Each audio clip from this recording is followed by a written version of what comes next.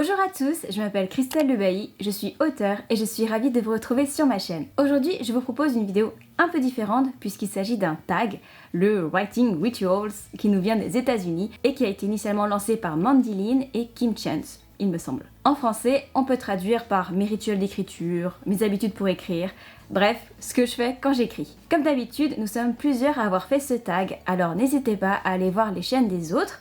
Je vous mets bien sûr tous les liens en description. Vous avez Elodie Lorette, Le pouvoir d'écrire, Léa Herbreto, Morgane Écrivain, Emily Knowles et Aylo Noon. Toutes donnent des conseils d'écriture, donc vous pourriez trouver plein de contenus utiles. Maintenant, commençons sans tarder. Première question. Quand est-ce que tu écris? Sous-entendu, heure de la journée, jour de la semaine. Alors, lorsque je suis dans un projet, j'essaie d'écrire tous les jours ou presque. Je dis bien j'essaie, car c'est souvent compliqué. Je suis vraiment pas quelqu'un de très assidu, mais j'ai remarqué que la régularité m'aidait énormément. Et je comprends pourquoi beaucoup d'auteurs célèbres la recommandent. Concernant l'heure de la journée, j'ai plutôt changé à ce niveau-là. Avant, j'étais une auteure du matin, c'est-à-dire que j'écrivais de 9h à midi, et c'était vraiment les heures où je me sentais la plus créative. Mais maintenant, je suis une auteure du soir, c'est-à-dire que je me sens hyper inspirée entre 16h et 20h. Je ne sais pas pourquoi ça a changé, j'ai même essayé de revenir au matin, parce que personnellement, ça m'arrange plus d'écrire à ce moment-là, mais impossible. J'écrivais max 400 mots, alors que le soir c'était entre 2000 et 4000. Enfin le truc de fou qui m'était jamais arrivé. Après il faut dire que j'arrivais à la fin de mon manuscrit et que dès que je vois la ligne d'arrivée, je trace comme une folle. Donc là pour le nouveau projet que j'ai commencé la semaine dernière, on va voir ce qui se passe. Je reste sur le soir et j'essaie d'écrire au moins 1500 mots. Je croise les doigts pour que ça fonctionne. Deuxième question, comment te coupes-tu du monde? Alors, moi, je me coupe pas trop du monde, je ne suis pas très douée pour ça. La porte de mon bureau est souvent ouverte, alors j'ai les animaux qui vont et viennent comme ils le souhaitent. Là, je fais une exception parce que mon frère est chez moi pour un stage et du coup, il dort dans mon bureau.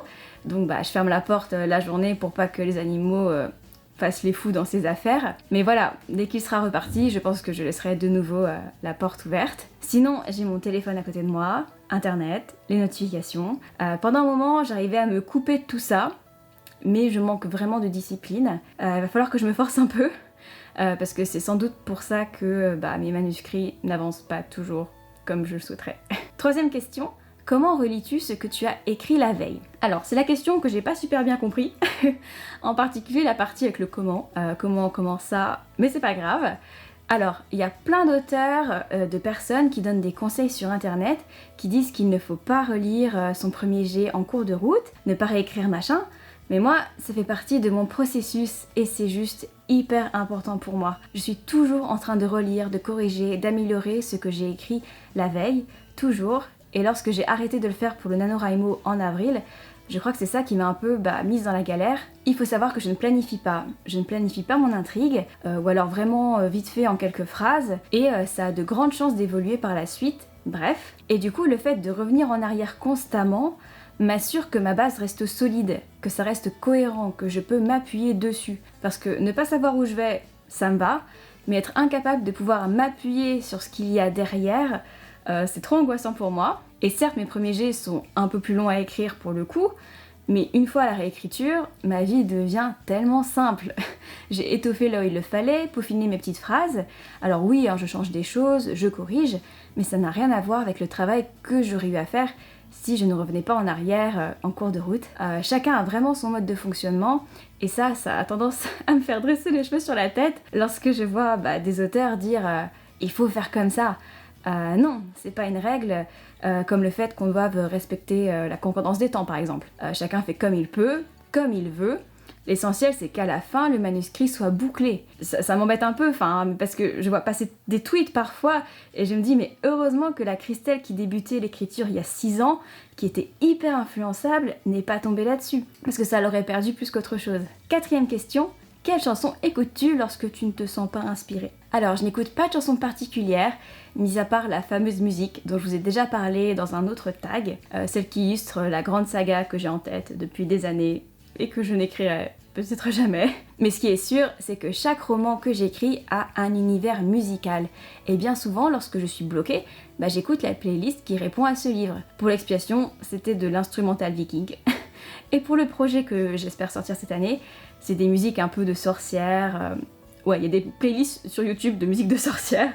Et j'ai aussi celle de la série Riverdale, que je ne regarde pas, mais c'est pas grave, les musiques sont cool. 5e question, que fais-tu lorsque tu as le syndrome de la page blanche? Alors je fais 2 choses. Si c'est un petit blocage, j'écoute de la musique, je reviens un peu en arrière, je relis quelques pages, et normalement, ça débloque le tout. Mais si c'est vraiment un gros blocage, c'est généralement qu'il y a quelque chose qui ne va pas dans le manuscrit. Un personnage, l'intrigue, une incohérence, une situation qui n'est pas très claire. Et du coup, je reprends tout ça, corrige et essaye d'établir des pistes pour la suite. 6e question, quels outils utilises-tu pendant que tu écris? Word. J'adore Word, je suis team Word à fond. C'est un logiciel que j'ai appris à très bien utiliser, avec lequel je me sens hyper à l'aise, donc je ne pense pas changer un jour. Après, il ne faut jamais dire jamais, mais il y a peu de chance. Ensuite, bien souvent, j'ai un onglet pour le dictionnaire des synonymes. J'utilise le site du CNRTL pour ça. Et j'ai une page internet ouverte pour d'éventuelles recherches. Car comme je planifie pas mon intrigue, certaines choses peuvent arriver comme ça. Et j'ai besoin d'une info là tout de suite. Et sinon, j'ai parfois un carnet. Si j'écris une scène et que pendant cette session, une idée me vient pour la suite, eh bien je la note. Même si elle a de grandes chances de ne pas se produire. Parce que lorsque je serai rendue là, j'aurai certainement eu une autre idée bien mieux. Mais bon, je l'écris au cas où, on ne sait jamais, et ça libère l'esprit. 7e question, quelle est la chose dont tu ne peux pas te passer pendant que tu écris? Ma lampe et Word.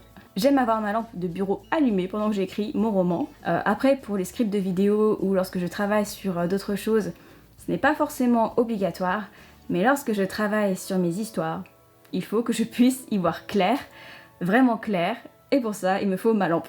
Même en plein jour, je sais. Après, j'ai une excuse car mon bureau est exposé au nord, donc il fait assez sombre dans la pièce. Mais bon. 8e question, que manges-tu et que bois-tu pendant une session d'écriture? Alors, je mange pas, parce que pendant que j'écris, j'évite vraiment ça au maximum. En fait, si on me met de la nourriture sous le nez, je vais faire que la manger. Je ne vais pas me concentrer sur mon manuscrit. Je vais écrire 3 mots et manger. 3 mots et manger. J'aurais avalé un paquet de gâteaux en entier et écrit que 6 mots. Ça a été un peu mon challenge avec le vlog. J'ai essayé d'écrire comme J.K. Rowling pendant une journée. Lorsque j'ai vu qu'elle mangeait des pop-corn, j'étais trop heureuse. Mais en fait, c'était pas une bonne idée. En 1 heure, j'avais mangé le pot de pop-corn, j'en ai ouvert un deuxième et j'ai dû le mettre sur le côté, hors de mon champ de vision, pour ne pas faire la même chose. Donc non, pas de nourriture, je mange avant et après, mais pas pendant. En revanche, je bois normalement beaucoup. De l'eau citronnée, du jus de fruits ou du coca zéro. Oui, je sais, c'est mal, mais c'est comme ça. Normalement, c'est plus de l'eau, mais bon, parfois non. Ça me donne de l'énergie, j'ai l'impression que ça m'empêche de rêvasser, parce que j'ai beaucoup de mal à me concentrer. Et dès que je sens que je pars, tac, je prends une gorgée. Et aussi, ça m'oblige à me lever pour aller aux toilettes, et donc à me dégourdir les jambes et à m'aérer l'esprit. Ce qui est super important. Dernière question, comment sais-tu lorsque ta session est finie? À un moment, je me fixais un objectif de signes, c'était 5000 signes par jour. Pendant l'anneau, c'était 10 000, et ça marchait plutôt bien. Après, je n'arrive pas toujours à les atteindre, mais une fois que c'est fait, je sais que j'ai fait une bonne session. Et sinon, lorsque je n'ai pas d'objectif, c'est quand je sens mon cerveau se bloquer. C'est vraiment bizarre, mais parfois j'ai l'impression qu'il se fossilise, et qu'il n'y a plus rien à en tirer. Il a donné tout ce qu'il avait, donc inutile d'insister. La session est terminée, ça sera pour demain. Voilà, c'est fini pour le tag, j'espère que cette vidéo vous a plu. Si vous pensez le reprendre, n'hésitez pas à me l'indiquer en commentaire. Je vous tag tous et n'hésitez pas également à répondre à quelques-unes des questions directement en dessous. Je serai ravie de lire vos réponses. N'oubliez pas de liker la vidéo ni de vous abonner à la chaîne. Moi je vous dis à la semaine prochaine, écrivez bien, bye!